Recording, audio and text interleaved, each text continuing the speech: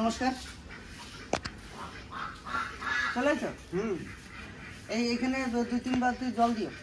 এটা না, এই যে এটা 2-3 বালতি জল দিও।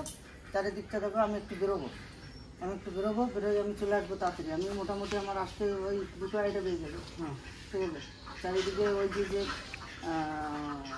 জায়গাগুলো না, এই জায়গাগুলো সব রেডি করে রাখো, ঠিক আছে? পালং শাক কিছু শাক আমি এনে দেবো না, সেইগুলোরে সুন্দর করে করে দিও, ঠিক আছে? সব জায়গায় একটু কুপ দিয়ে দাও। তো সকাল সকাল ভিডিওটা শুরু করলাম। মাই ফ্যামিলি ব্লগে সবাইকে স্বাগত। সবাই ভালো থাকবেন, সুস্থ থাকবেন, হাসি মুখে থাকবেন, ভালো থাকবেন। আজকে আমি একটু যাচ্ছি, একটু অনেকটা দূরে, ভাগ্নিকে নিয়ে 2টো হেলমেট নিয়ে বেরিয়ে পড়েছি। তো ওখান থেকে যেয়ে সুন্দর একটা ভিডিও আপনাদের দেওয়ার চেষ্টা করব। আমার কিছু বাড়ির কিছু প্রয়োজনীয় জিনিস, ওগুলো আমি কিনতে যাচ্ছি, যেটা না লাগলে নয়। সংসারের ভিতরে যেটা লাগে, আমার ভিডিও বানাতে যে সমস্ত জিনিসপত্র প্রয়োজন আছে, সেগুলো এখন দেখুন একটা আপডেটের দুনিয়া। একটু আপডেট না করলে ভালো লাগবে না। তো একটু আপডেট করার জন্য, আপনাদের ভালো করার জন্য আমি একটু বেরোচ্ছি। সম্ভব যদি হয় তাহলেই আনবো, আনালে আনবো না। সেটা কি আনবো আমার ভিডিওর মাধ্যমে দেখতে পাবেন। এই ভিডিওতে নয়, ভিডিওর মাধ্যমে দেখতে পাবেন। তার জন্য যাচ্ছি, দেখি সম্ভব হলে আনবো, আর তা না হলে আমি আনতে পারবো না। কেননা সব কিছু মেনটেন করে চলতে হয়। তো সংসারের সব কিছু চারিদিকে নজর দিয়ে চলতে হয়, চারিদিকে আমাকে খেয়াল রাখতে হয়। এত ব্যস্ততার মাঝখানেও এত ভিডিও বানাই, চারিদিকের ভিডিও বানানোর মাঝখানেও বাড়িতে এসে একটু দেখুন, সবথেকে বড় শান্তির জায়গা হচ্ছে বাড়ি। আমরা যেখানেই কর্ম করতে যাই না কেন, বাড়িতে এসে যদি একটু শান্তি পাওয়া যায়, সে তার থেকে বড় শান্তি আর কিছু হতে পারে না। পুরুষ মানুষ কিচ্ছু চায় না।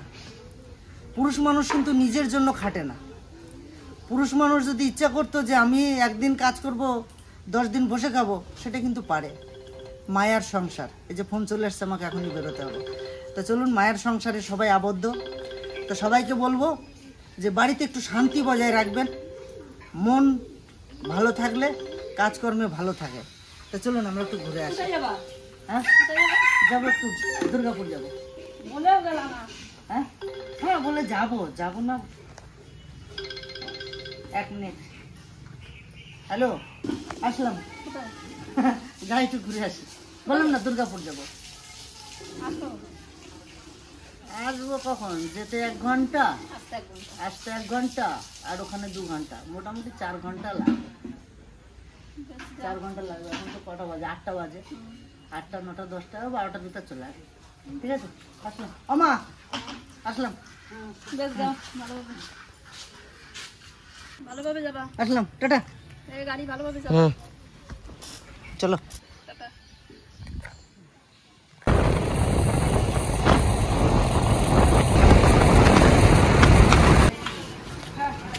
জামাই বাড়ি চলে এলাম।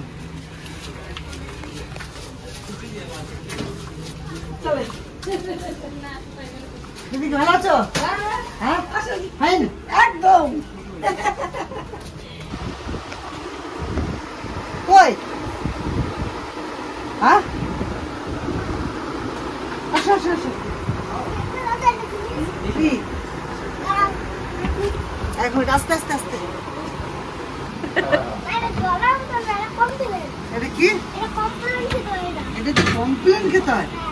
আমার বাবা, আমার মা আমার জীবনে কোনোদিন কমপ্লেন করে না। তাহলে আমি কি করে জানবো? হ্যাঁ, আমার বাবার মা এত গরিব ছিল। ছাগলের দুধ, গরুর দুধ এইগুলো খাওয়াই। তুমি কমপ্লেন খাচ্ছো। তাড়াতাড়ি বড় হোক, ঠিক আছে? খোলে কিভাবে? এটা খোলে কিভাবে? তুমি কোন ভাবে, কোন জায়গায় দিয়ে খাবো? এইখানে তো একটু ফুটিয়ে দিয়ে খাবো কি করে? বাড়ি গিয়ে খাবা। তোমার বোন আছে আর দাদা আছে, তাই না? 1 2 দাদা না, দিদি আছে, ভাই আছে। খেতে পারে না? তাহলে তোমার দুটো, তোমার ভাই ললিপপ ভাই ললিপপ খায়।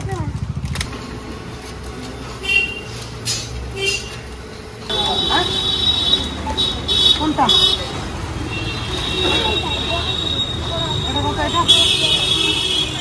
আর কিছু নেবে? আর কিছু নেবে? কমপ্লেন তো পেলাম না, কমপ্লেনের দোকান তো বন্ধ। আর কিছু নেবে? হ্যাঁ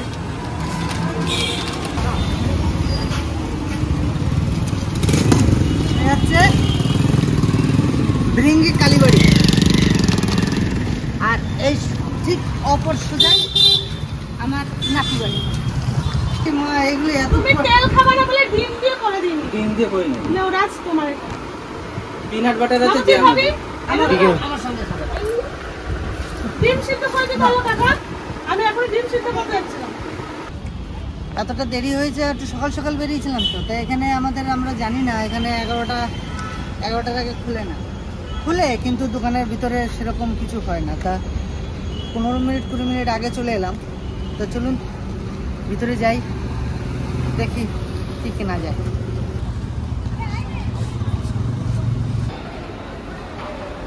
চলে এলাম, দেখি ঢুকবো, খুঁজে বেড়াচ্ছি কোন জায়গায়। অনেকক্ষণ ঘোরাঘুরি করলাম, এখানেও সেই এক পিস আছে, একজনের অর্ডার করা মাল, কিন্তু আর হলো না। ভেবেছিলাম আপনাদের একটু আপডেট দেবো, তা এ সপ্তাহে হচ্ছে না, দেখা যাক কি করা যায়।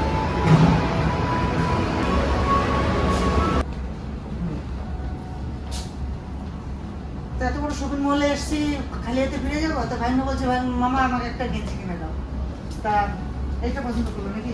হ্যাঁ এটা তা ভাইনা এটা পছন্দ করলো। তো চলুন কিছু না কিছু তো নিয়ে বেরোতেই হয়। এরপরে যাবো বেনাচিটি গিয়ে তারপরে দেখবো, কারণ এসছি যখন একটু ঘুরেই যাই। তো চলুন অন্য জায়গায় যাবো। আর এই ওনারা এসছেন আমাদের জকি স্টোরে, আমি সন্তোষ আর সুস্মিতা আরেকজন আছেন, আমরা সব স্টাফ এখানে সব। দাদারা আমাদের ভিডিও সবসময় দেখে। হ্যাঁ আমাদের ভিডিও সব দেখি, আমরা আপনাদের ভিডিও দেখি। যে আজকে এনারা এসছেন, খুব ভালো লাগছে আমাদের। এটা তো হ্যাঁ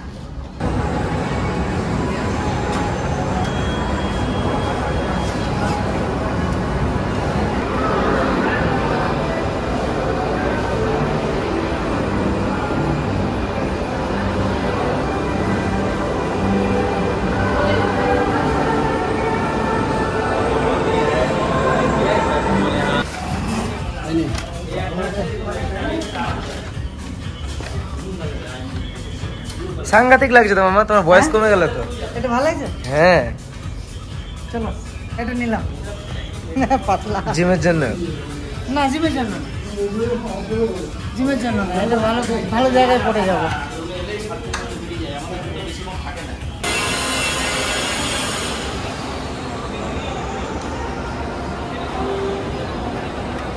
কেমন লাগছে কমেন্ট করে বলবেন। এই গেঞ্জিটা আমার লাইফে, আমার জীবনে এই সাধারণ একটা গেঞ্জি যে এত টাকা দাম হতে পারে আমার জানা ছিল না। আমার এই ভাগ্নের সঙ্গে এসে আমার যে এত পয়সা গচকা দিল, এটা আমি মানতে পারছি না। এই একটা গেঞ্জি আপনি বুঝতে পারেন 1999 টাকা দাম। এটা মান সম্মানে পড়ে গেছি, সবাই চেনা পরিচিত, আমি বেরিয়েও আসতে পারছি না। ভাগ্নে বলছে মামা নাও, তোমাকে দারুণ লাগছে। এবারে এমন একটা অসুবিধায় ফেলে দিয়েছে, এখন আমার আর কিছু করার নেই। দুপুর কোথায় ডাকবো, বাড়ি গিয়ে ঘুম হবে না।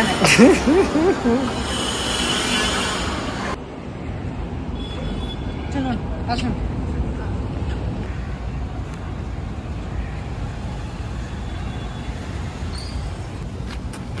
তো কিসের জন্য এসেছিলাম, এখানে একটা ক্যামেরা আমাদের আপডেট করতে এসেছিলাম, যে দেখি নতুনত্ব কিছু ভালো কিছু পাই নাকি। তো এখানে এসে পেলাম না, অন্য জায়গায় সন্ধান দিল, কিন্তু সেখানে যাওয়ার আর সম্ভব হচ্ছে না। চলুন বাড়ির দিকে যাবো, আর কিছু উপায় নেই। এই ভাগ্নের জন্য একটা গেঞ্জি আর আমার জন্য একটা গেঞ্জি, এই কিনে বাড়ির দিকে যাই। চলুন বাড়িতে গিয়ে দেখা হচ্ছে। আর যদি রাস্তাতে কোনো কিছু নতুনত্ব আপডেট কিছু পাই, তাহলে আপনাদের সঙ্গে শেয়ার করব।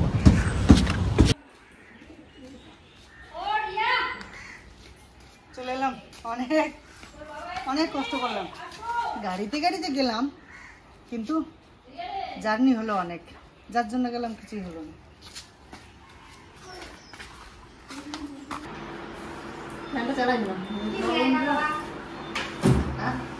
আগে গাড়ি কি করে আছে সেটা দেখো।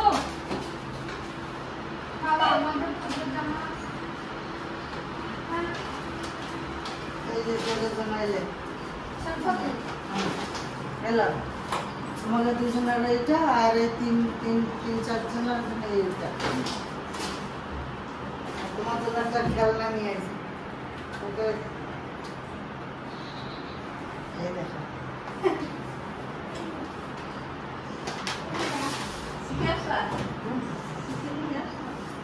এটা ড্রোন এইটাই ড্রোন হ্যাঁ নতুন বেরোয়েছে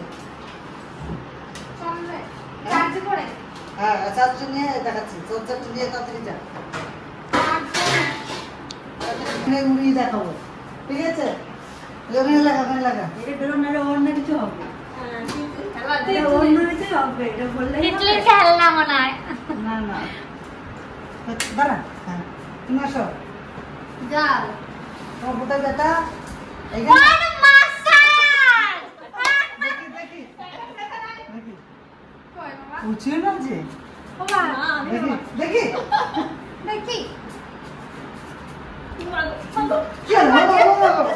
শট মারতে বাবা আমার ভালো জিনিস না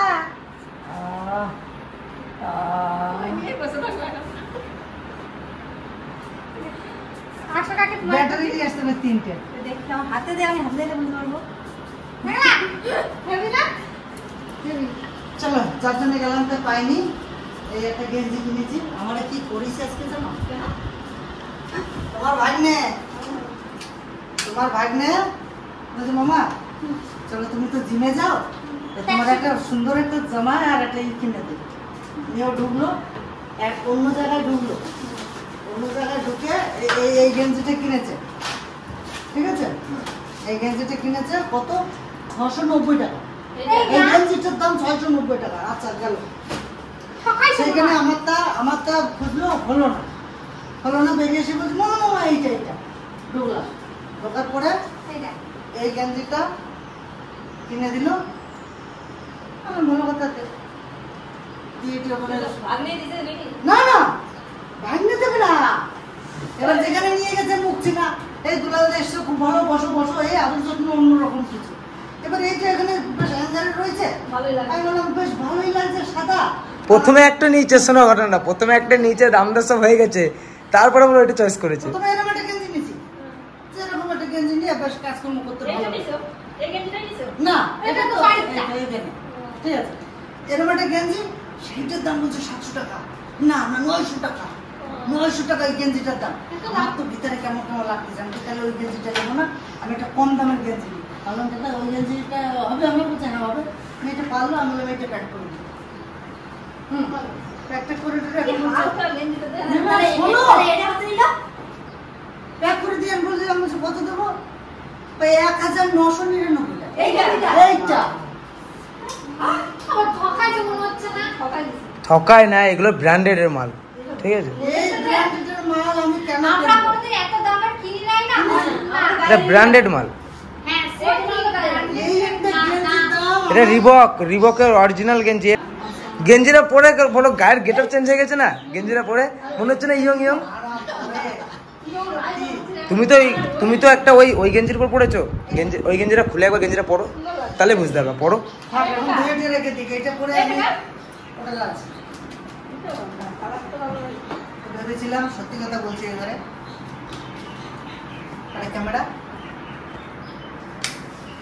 একটা ক্যামেরা দেখতে গেছিলাম যে সবসময় তো আমাদের আইফোনে ভিডিও হয় আর ছবিটা একটুকু কমা হয় তো ভেবেছিলাম একটা ক্যামেরা নিয়ে যদি ভিডিও করা হয় ডিজিটাল ছবি পাবো ভালো হবে আবার ওখানকার একজন আমাদের বুদ্ধি দিল যে ক্যামেরাটা নেওয়া একটু অসুবিধা আমরা যারা ব্লগার তাদের জন্য মোবাইলে ভালো তো ভেবেছিলাম এই আইফোনটা এক্সচেঞ্জ করে একটা এর থেকে একটু উপরেরটা নেবো ওর তো নাম আমার মনে থাকে না 13 প্রো না কি করে 14 না 15 প্রো আচ্ছা দাম বলছে আর আমাদের এইটার সাথে অনেকটা খারাপ তো আমি দেখলাম যে না আমার দরকার নেই তারপরে গেছিলাম একটা ড্রোনের কাছে কম দামের যেটা বিয়ে বাড়িতে চালিয়ে বেড়ায় কি সুন্দর আমার এই অল্প জায়গার ভিতরে একটু আপডেটটা দিতাম, তার জন্য একটা কম দামে আনতে গেছিলাম। ভাবছিলাম 15 থেকে 20,000-এর ভিতরে হয়ে যাবে, বা এরকম হলে আমি আনবো, শখ একটা। তো ওখানে গিয়ে ওনারা বলছে যে না, আমাদের এখানে ভালো কোম্পানির মাল। কি কোম্পানিটা জানি? DJI. DJ. DJ company. DJ না, ডিজিআই। ডিজিআই ওটা ডিজিআই। ডিজিআই যে কোম্পানিটা, ওই কোম্পানিটা একদম 57,000 থেকে শুরু। 57,000 থেকে শুরু। এবারে তুমি যত দূরে যাবে। তা ভাবলাম আজকে কিছু নেবো না, চলে এলাম। দেখি 2-3 মাস যাক, একটু একটু করে মাসে মাসে করে কিছু পয়সা জোগাড় করে নিয়ে তারপর কিনে আসবো। এই ধরো ইয়ার পাথরটা বেরিয়েছে। পাথর বেরিয়ে গেছে? কিডনির সেই পাথরটা এত বড়? এত বড়, দেখছো সাইজ কত বড়। তাহলে ওই জন্য মেয়েটা এতদিন ধরে কষ্ট পাইছে। দেখছো চাকরি নেই। শক্ত রে। হ্যাঁ, পাথর তো শক্ত হবে না, নরম হবে নাকি? কি পঞ্চ নাকি? পঞ্চ হলে কি ব্যথা করতো নাকি? তো একটা যাক সুখবর, আমার মন থেকে আমি খুব শান্তি পেলাম। এই যে পাথরটা যে আটকে ছিল আজকে 2-3 মাস, যেভাবে কষ্ট পাচ্ছে, আর মেয়েটাকে যেভাবে আমি ইঞ্জেকশন দিই বা মাঝে মাঝে নিয়ে গিয়ে ওষুধে কাজ হচ্ছিল না, ব্যথার এত যন্ত্রণা, বমি পর্যন্ত করতো। অনেক রাত্রে 12টা 1টা নেই, 2টো নাই, যখন তখন এই ব্যথাটা চাপতো, আর নিয়ে আমাকে হসপিটাল দৌড়াতে হতো। আর ওষুধ বা বর্ধমান থেকে এনেছি, ওখানে থেকে কাজ হয়নি। পরে প্রেসক্রিপশন দেখিয়ে ওষুধ এনেছি, তারপরে কাজ হয়নি। তারপরে একবার আমি কিচেন থেকে আমাকে চলে আসতে হয়েছে 12টার সময়। 12টার সময় এসে হসপিটাল থেকে নিয়ে গিয়ে ওইখানে একজনে বললো নতুন একটা ডাক্তার এসছে, ওনাকে দেখাও, দেখো খুব ভালো হয়ে যাবে। ওনাকে দেখানোর পরে উনি আমাকে 2300 টাকার ওষুধ দিয়েছে। 2100 টাকার ওষুধ দিয়েছে, 200 টাকা ওনার ফি। তো 2300 টাকার ওষুধ আমি কিন্তু সঙ্গে সঙ্গে এনে দিয়েছি। এনে দেওয়ার পরে আজকে প্রায় 1 সপ্তাহ। 1 সপ্তাহ ওষুধ খাওয়ার পরে। আর জলটা হচ্ছে মাস্ট। ওর প্রত্যেক দিন ওকে জল মেপে দেওয়া হয়েছিল 6 কিলো। 6 লিটার। তো ও খেতে পারতো না, ওই 3.5 লিটার 4 লিটারের বেশি খেতে পারতো না, কিন্তু ডাক্তারে বলেছিল 5 লিটার খেতেই হবে। তো ও 3 লিটার 3.5 লিটার জল খেয়ে যা বেরিয়ে গেছে। খুব শান্তি পেলাম, মেয়েটা আমার শান্তি পাবে অনেক সময়। না, এটা যত্ন করে রেখে দাও। এইটা ওর যখন বিয়ে হবে, ওই নাকের যে পাথর কিনতে হয়, এই পাথর দিয়ে একটা নাকের টাকা রাখবে। আর তা না হলে ওর বাপের শ্বশুর বাড়িতে এই পাথর দিয়ে ছাদ ঢালাই করে দেবে। ঠিক আছে?